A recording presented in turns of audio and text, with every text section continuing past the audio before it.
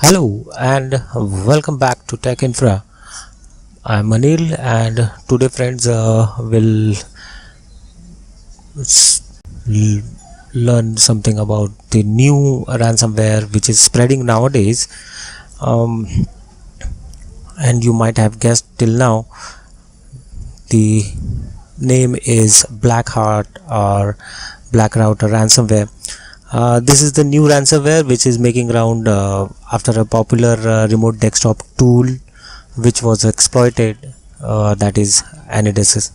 The ransomware which is referred to as Black Router or Black Hat spreads along with malicious payload to wreak massive damage to your system.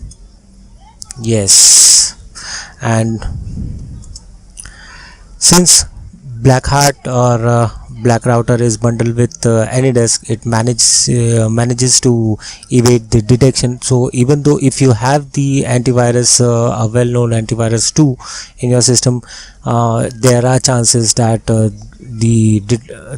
infection won't be detected, as AnyDesk is a well-known or a trusted source of the remote tool.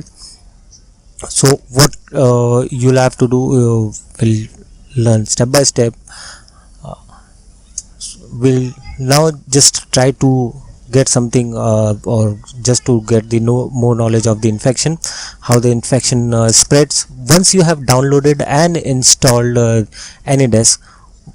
uh, so what happens? So AnyDesk, the Black Hat or the Black Router makes two copies of the file on the computer in order to execute the source. So where the files are kept, they are kept in the user profile in the temp directory. You can see you'll get the two exe files, that is of the AnyDesk and the second of the Black Router itself.